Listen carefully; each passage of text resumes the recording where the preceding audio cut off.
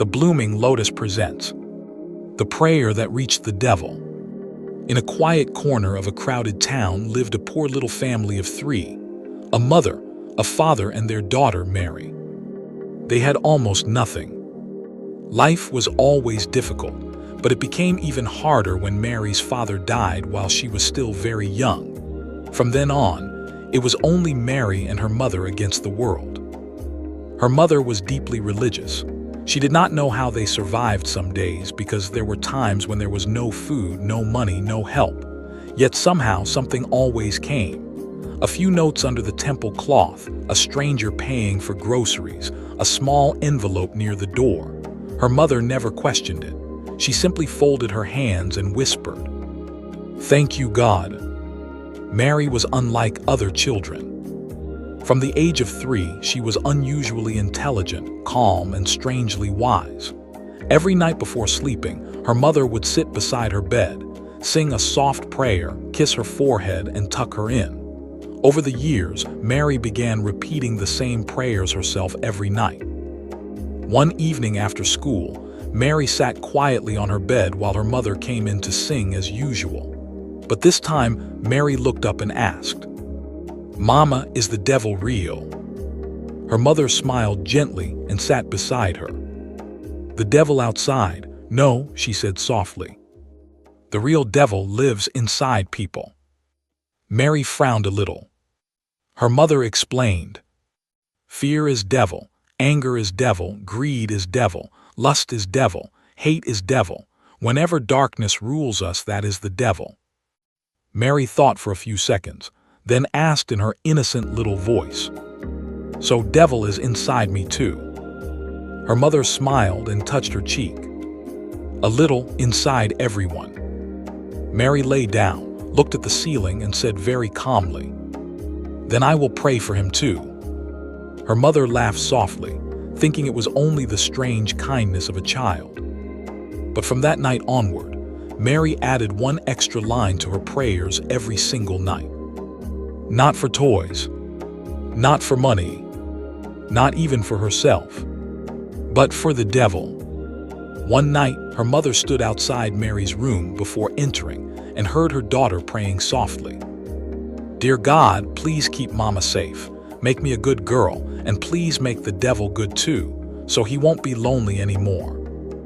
Her mother froze. A strange chill ran through her body, not because it sounded evil, but because it sounded too pure for this world. Years passed. Mary grew into a bright, kind, extraordinary girl. Teachers loved her, neighbors blessed her, and everyone who met her felt comfort around her. And every single night, she still prayed for the devil. Then one afternoon, while returning from school, Mary was hit by a speeding vehicle. She died on the spot. No final words. No goodbye. Only silence. Her mother's world shattered. But grief was not the only thing waiting for her. Poverty was still there too. She had no money for the funeral, no proper clothes for burial, no flowers, no way to give her daughter a dignified farewell. That night, broken and numb, she sat alone in the dark. Then someone knocked. When she opened the door, no one was there. Only an envelope.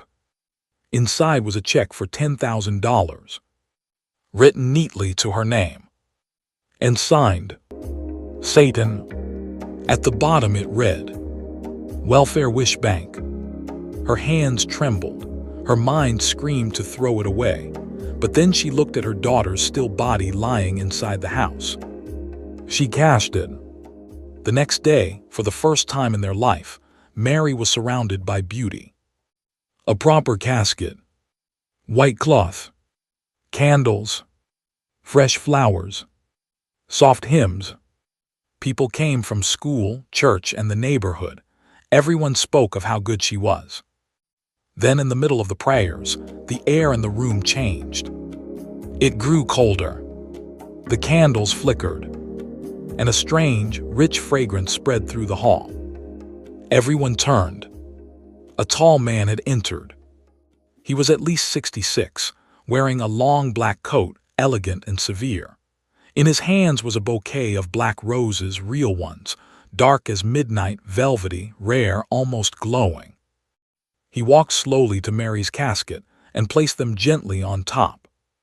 Then he just stood there. His face was pale, beautiful in a way that made people uneasy. There was a faint smile on his lips.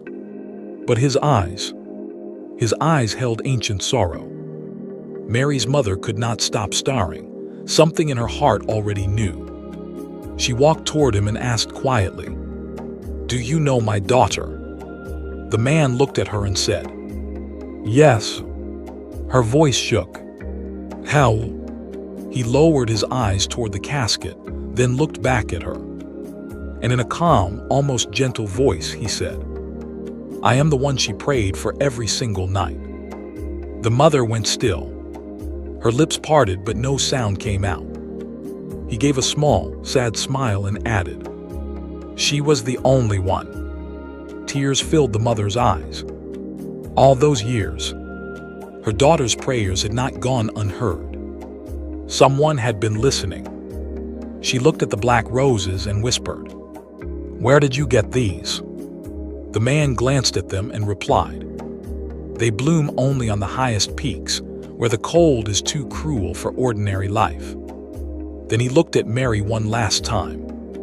She deserved nothing less. And with that he stepped back, smiled once more, and disappeared. Not with thunder, not with fire, not with fear. He simply was no longer there. That night, after everyone had gone, Mary's mother sat beside the casket and touched the black roses.